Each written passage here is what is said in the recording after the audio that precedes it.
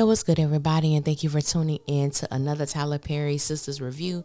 This is season 4, episode 21, entitled "The Last Word." I know that I didn't do a review last week. Your girl had COVID. I was down for the count. I'm like at 90%. So thank you to everybody who sent me prayers, positive vibes, well wishes. They were much appreciated. I greatly thank you. And y'all know how we do. If this is your first time coming to my channel, welcome. If you are a returning family member, you already know what it is and what it always will be. Be sure to like, share, subscribe if that's what you choose to do. Comment. If not, just sit back and relax. And we about to get into this thing. Now, the show opens up, of course, where it left off last week with Zach, Karen, and Fatima and the surprise guest, Heather. So, and all in all, Fatima was speaking facts. Fatima was speaking straight facts. She has been patient and she has let many things slide. But everyone has a cap. Everyone has, a place where they've reached a pinnacle. And I'm sure she has reached hers with Karen. Karen just looks so pitiful. She looks so pitiful. It's beyond sad. Like, I know I didn't do a review last week, but watching the scene from last week with Karen and Zach, I was just like, sis, what are you doing? Why are you still fighting for this? Why are you still trying to hold on to a place that Zach has obviously replaced you?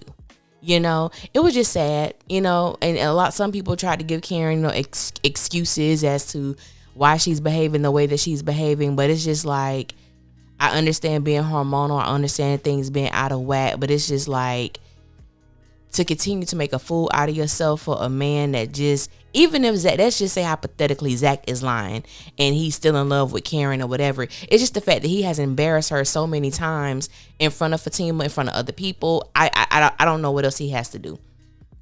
But anyway, so, Karen, there was really no big exchange between Karen and Fatima. Karen, she, acts like she's big shit. She just does what she does. And I was just like, none of y'all ain't gonna do nothing. So, it's whatever. So, the one thing I didn't like is that Karen did not tell Zach that there was a possibility that Aaron was the father. That was the only thing, because she made a big thing of she had to talk to him about the baby, and 98% of the conversation had nothing to do with the child. So, as Karen was about to leave, Heather appears with this baby in her arms. Now, before I go further with that, I have to mention that Zach told Karen that Fatima is one of one. Karen has such a high tolerance for being embarrassed because, damn, you can't come back from that. That's just me. So Heather is very sure that her son is Zach's. And I ain't gonna lie, I somewhat believe her. Zach maintains that he doesn't know her. He doesn't remember her, and Heather was like, you might know me as Destiny, and that she was a stripper, but she's doing something better with her life. And so Fatima basically went inside the house and was like, talk to your baby mama. Zach was like, we need to get a DNA test. And she asked like if he wanted to say anything to the son. And I don't even think we got what the baby name is. But he was like, no, I just rather be sure before, I go any further. I was like, Zach, this is just so messy. Zach just got a lot of stuff going on. But anyway, so we get to Sabrina, Bayo, and Danny. So Sabrina and Bayo coming back from their date. And when he walks into her house, he kind of looks around. And Bayo calls Sabrina, like, you are a very humbled woman. You're very kind. You're very nice. And I said, why she gotta be humble? Was humble code for poor? Was that the code word for poor? Because I'm like, humble? What? That ain't no damn compliment. So I took it as, he's like, okay, you ain't got no money. You poor. You struggling. This is where you live. You humble, sis. That's what I took from it. Especially with him being this, African prince with all this money. So I was confused. I don't know about y'all. I was confused because I'm trying to understand, why the hell did Sabrina invite Bayo into her apartment only to tell him goodnight?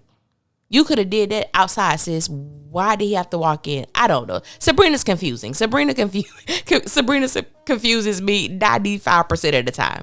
So Danny stops by to let Sabrina know of the info that Logan told her concerning the bank robbery. Like, he was asking her all these questions. And if I remember correctly, Danny didn't tell Sabrina the whole truth. Logan told her that Sabrina needs to get a lawyer, and I don't remember Danny telling her that. Like, she brought up the robbery, she brought up that she needed to be careful, but I'm like, that's not all that man told you. He told you that Sabrina needed to get a lawyer. That's serious, and Danny didn't tell her that. So I'm like, okay, was it because you were trying to, like, that is not protecting your friend. And these women are just something. They're something. So we get another something. So we get Karen and Andy. Karen walks into Andy's penthouse crying. Let me just say this before I go any further. Ebony Obsidian is playing the hell out of Karen Mott. She is playing the hell out of this character, because I be looking at sis and I'm just like, in the words of Medea, I got a little sympathization for. I got a little sympathization, because for me, it is just hard to have sympathy for Karen. Because don't get me wrong, I feel like in some instances, Karen has walked around like she was the big bad wolf. She felt like she could get Zach back whenever she wanted to. And the more I really thought about it, and for those who have listened to me, you know that I was really rooting for Karen and Aaron. Like, and I never thought the day would come that I'm about to say this. I was really rooting for them to be together. I love their dynamic. I love, like, how Tyler initially was developing them as a couple. Now, I want Aaron to go far away. Because she's not, I don't know if seeing Heather was something that would cause her, because she did mention the fact that she made a fool of herself, but she's made a fool of herself countless of times, but she still believes that her and Zach are going to be together. And I know some people don't like Aaron, and that's fine, but I just think he deserves a whole lot more, especially with him being there for Karen and showing himself to be an upstanding person when it comes to her, even knowing the possibility that this baby might not be his. He has shown interest that Zach hasn't shown. Like she said, like she told Andy, he won't even return my phone calls. Zach has no interest in being with Karen at this moment, or that's how he's putting on. But I'm like, at this point, sis, you don't deserve Aaron either. Like, that's how I really feel about it. I'm like, you using this man. Pretty much, she has been using Aaron. That's the way Tyler has written it. So that's how I feel about that. So, but I'm glad she realized that she made a fool of herself in front of Fatima and in front of Zach. But it's like, at this time, Tyler, can we please see this woman attempt to get her life right, attempt to move forward, attempt to heal, attempt to just be happy without Zach, without her trying to feel that. Like, I just want to see her move the hell on, because it's annoying. It's annoying. Karen was like one of my favorite characters. I don't have no favorite characters on this show no more. I don't have no favorite characters. They all get on my nerves. They all can get it. They like, that's how I feel about them. Like, they my dog. They my, they my good sisters and everything. But I'm like, well, damn, all y'all really irk me. You know what I'm saying? At this point in time. But I ride with them. I like them somewhat. But after Andy tells Karen what Gary did, she was like, you see that building right there? That's his office. Like, he's been, watching me. And she had the gall to call him crazy after she just got done stalking Zach's ass. I said, Karen, baby, you can't call anybody crazy. And the reality is, and we may not want to admit it, she may not be as diabolical as Gary, but a lot of the same, like, possessive qualities. Karen exhibits the same type of qualities as Gary when it comes to now let me rewind. She's not abusive physically, but some things Karen do, it kind of make you be like, sis, I will call the cops on you. You sitting outside this man's house, you pop up outside this man's house, and I know a lot of the justification is, well, Zach did it too, and he did. I'm not taking away from that. Zach popped up at her house. Zach popped up at the hotel. He would pop up at her job. Like, he definitely did those things. I think the thing was, I don't think he was so as aggressive as take me back, I want you back kind of thing. Karen, sis just gone. Sis just gone. So we get to Zach and Fatima.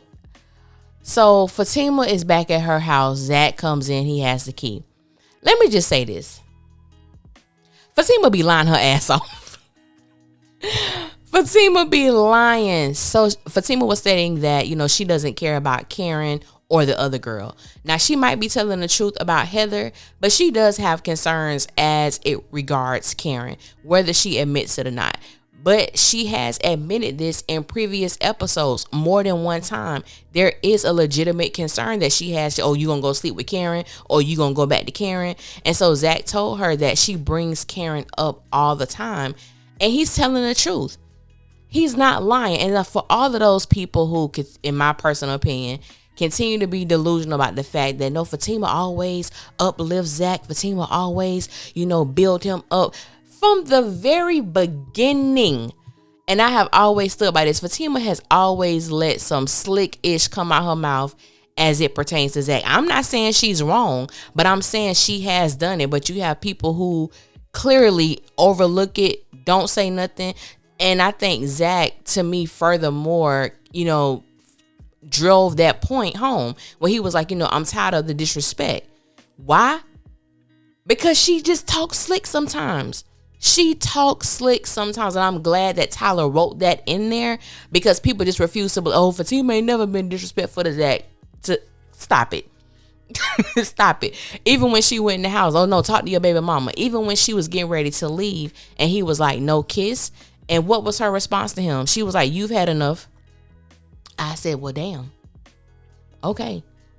He's had enough. I was like, wow, Fatima, really? But don't get me wrong. When it comes to Fatima, I do understand the fact that she doesn't want to be involved in Zach's drama. And Zach just has a whole lot of stuff going on. But you know what, Fatima? This is what happens when you commit and move in with the man you barely know. You barely know. You know what I'm saying? So I'm like, this is the repercussions of committing yourself and being stigmatized by somebody who just, made you feel so good sexually. And I'm not discounting the fact that there may be some feelings there, but at the same time, she does not know Zach. You've got involved with this man. I do understand not knowing you finna have this baby mama pop up, but that's just what happens when you deal with the man who was a cheater, which was crazy. I just feel like that whole thing, this whole episode, I guess everybody in Sister Land wants to have sex with Zach, but we'll get into that a little bit later. So Karen and Andy. So we find out that Andy stayed over Karen's house, and Andy and Karen have the most non-productive conversations. They give horrible advice, and they never hold the other accountable for their part in their own mess. And when one of them is attempting to make a sound point, the other one excuses them. And that's what we saw with Karen. Andy was like, well, Zach did pay you back your money. Zach was being honest. You can go to work now. And it's like,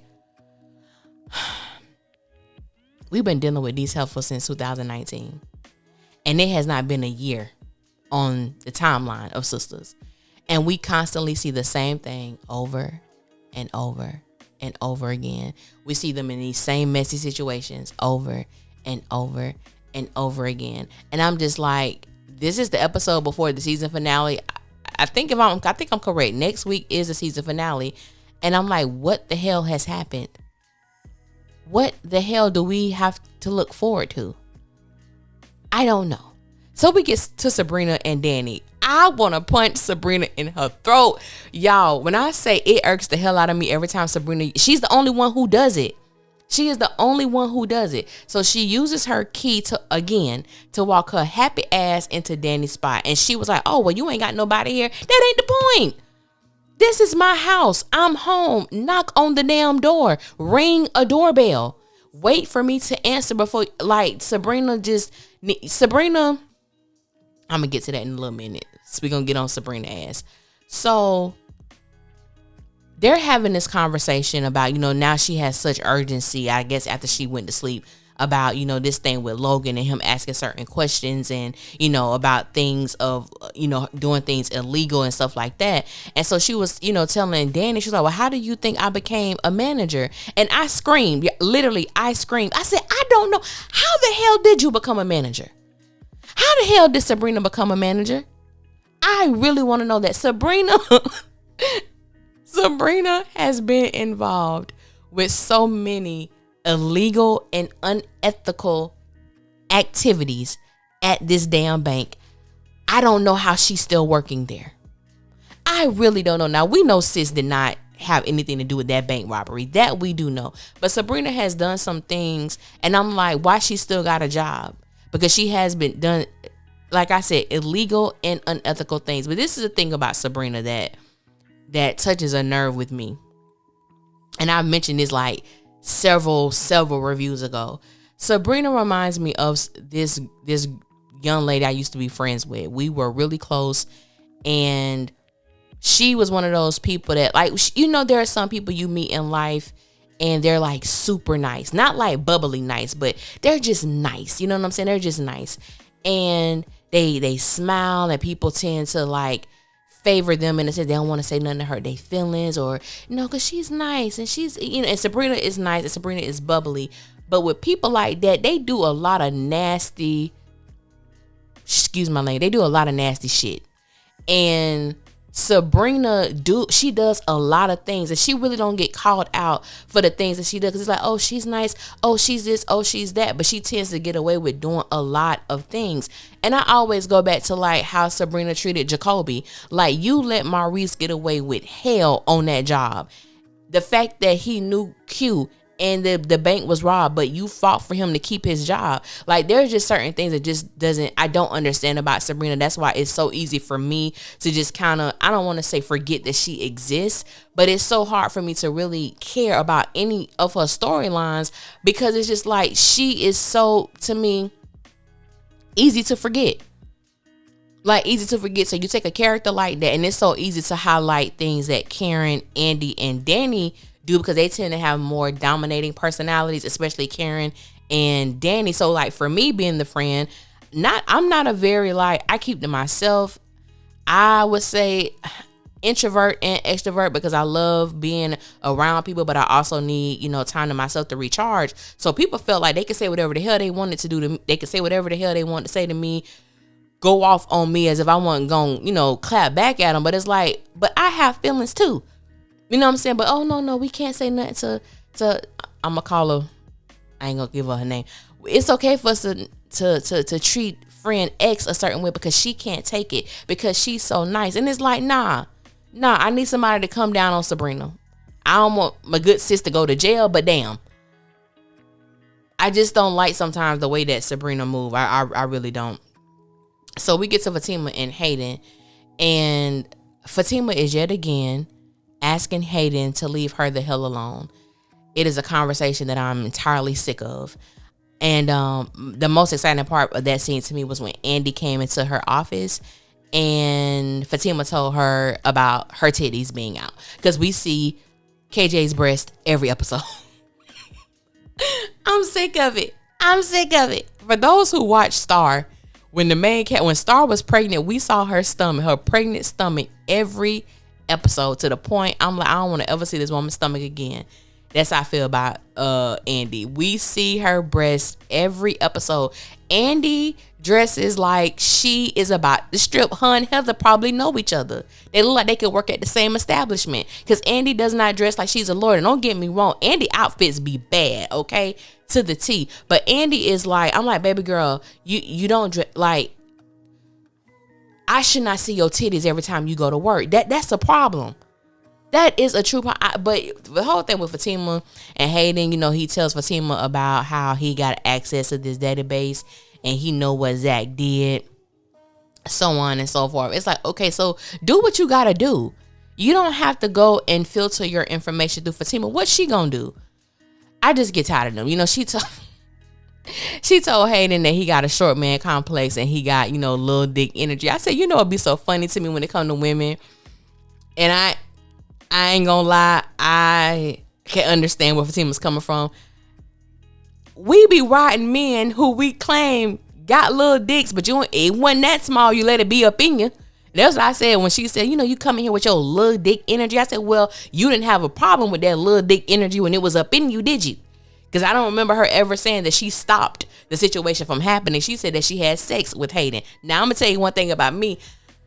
It's this joke, and the girl was kind of like, you knew your stuff was small before you came to my house. Now you gonna act surprised. I wasn't one of them women. I was one of them women like, yeah, this ain't finna work. I would say it to where I wouldn't try to hurt their feelings, but you're not putting that in me. I'm sorry, because I want to keep this as respectful as possible. We're just going to end this. We're going to act like this night never happened. You know what I'm saying? But anyway, let me stop with all that. I'm just trying to be funny because I'm being truthful, but funny. So, Karen and Heather. So, Karen shows up to her job and Pam is telling her about this woman that's there. She didn't want to make an appointment, so on and so forth. So, Karen is basically asking her like what she's doing there. And she wanted to apologize for the night before. She was like, I had been drinking. And Karen was like, oh, so you was drinking and you was driving your baby around. She was like, calm down. I just had like one drink, like it wasn't that deep. I'm like, Karen, you can't judge nobody right now, but I get the point, sis. So basically, this is a thing that pissed me off with Tyler, and I've said this in the last couple episodes. I'm trying to understand. Heather is there telling Karen, basically, he loved you. I didn't want you to think he was out there wilding. What the hell does that matter? She's not with Zach. All she knows is that when I was with him, he had unprotected sex with you, and you're here to tell me that he loved me. Get the hell out my face. Like, I understand she told Karen, like, you ain't gotta be such a B, and I get that, and Karen was that. But what the hell are you doing here? I don't need to know anything about what you and Zach did at the time that we were together. All I know is that it produced a child. So why are you here? I'm not the person you should be apologizing to 3 years later. It doesn't matter. I was like, but I ain't gonna lie. I kind of like Heather. I kind of like her. Because I'm just like, I don't know how to take her. Like, I know she gonna be messy. Because she was like, you just better be glad you're not married to him. Because I'm gonna try to go and take him. Like, she definitely, of course, gonna try to get money or whatever the case may be. And a lot of people were like, well, how did she know where, Karen worked? Well, let's not forget, she's the one who hired the private investigator to find out information on Zach. So, of course, she knew, where Karen worked. So, and then the fact, I think when she was like, when they were all at Zach's house, and she was like, you know my name? And she was like, yeah, he talked about you. Like, what? This whole, I said, God, bless you, Fatima. You have that headache, sis, because my God. So Pam had me laughing. So once Heather left, Pam and Karen had their little bickering like always, and somebody called to make an appointment. And Pam was like, she ain't too good with perms, but I could put you down. I hollered. Pam is ridiculous. That was funny. So then we get to my recent Q. Y'all know I don't have much to say about this. I can't stand this storyline. What we find out is Q calls Logan to let him know that he got a confession from Maurice, and he told him to bring the tape in next, because I don't have nothing to say about that. So, Lord, Zach and Tony. So Zach goes to the hotel where Tony is staying in, which looks like the same hotel that he bust in on Aaron and Karen. So I'm like, why the hell she dressed like that? She done had to ask this man to come over. So I already knew what was up from from her attire to her having drinks. So she let him know, I got this call from this lawyer who was asking questions about you. And he was like, okay, like, what do you want? And she was like, I'm glad that you've done well with this money. And then she's like, but I'm not going to say anything. And Zach was like, oh, well, cool. Well, since you're not going to say nothing, I can leave. And she was like, I want to have sex with you. Like, I want you right here, right now. I said, what? So everybody want to have sex with Zach. Everybody want to have sexual relations with Zachary Taylor. What, Tyler? I said, you know what? I'm done. I don't know what to make of this episode. I don't know what to make of this episode. I feel like these women, you ever when I was in elementary school, and one of my classes, like my I forget what class it was, but the classroom was filled with animals like gerbils, snakes, hamsters, all of these different type of animals. And I used to watch how the hamsters would get on that wheel and just, they be going to town, just going and going, like, and not going anywhere. And, you know, they're in these controlled climates, you know, where, you know, they get fed at a certain time. Just, you know, all of this stuff. But when you look at the hamster or the gerbil on the wheel, they make the conscious effort to get on the wheel and go, you know, even though they have room to move about the way that they want. They get on these wheels and they just go and go and go. And that's how I look at the way that Tyler writes these women. Is like, you have so much potential, you have the room to go, you have the room to do all of these things, but yet he choose to write them to get on the wheel and just go and go and go and go. And it made me think of this saying that I always think about, and it says, just because you're moving doesn't mean that you're progressing. And that's how I look at these women. And just like, at some point, you know, and I know there are some people that are like, you know, it don't even make no sense to talk about certain things, but and I do understand that, and it doesn't. But for me, I'm still gonna talk about it because I feel like other people share some of the same sentiments. And I feel like, you know, after you watch Sistas, you know, you gotta recalibrate your brain. You gotta do something intelligent, constructive, because it's like you lose brain cells as you watch this show week by week. Because it's like, what the hell did I just watch? What happened? What are they doing? How did that make sense? What's going on? Like, I really just don't understand it. And one of the things that bothers me the most, and he's not a sister, is with Brian, the guy who plays Maurice. He is an incredible actor. He is a great talent. And to see how his character has been diminished to this, it is sickening. Like, it really, really is sickening. Because I'm like, he's a great talent, and he's funny. He's just a great talent. And I'm like, he's been underutilized. I don't even understand his purpose on the show anymore. You know, like, I really, really don't. And I've always questioned, like, I know that he's Sabrina's work friend. I understand that.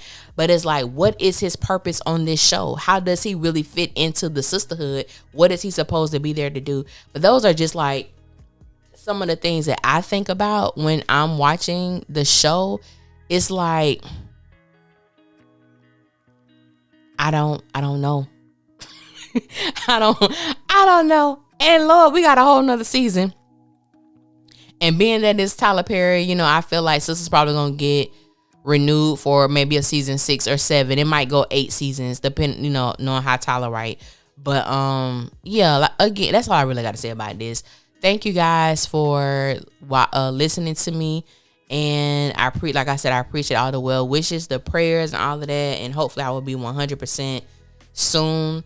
But I appreciate it. If you commented or sent me something I didn't respond, please judge my mind and not my heart. I wasn't trying to intentionally ignore anybody. I was just trying to get some much needed rest over the past week. And so if I see something, I would try to respond to it. So I appreciate you guys again. Until next time, I will holler at y'all later.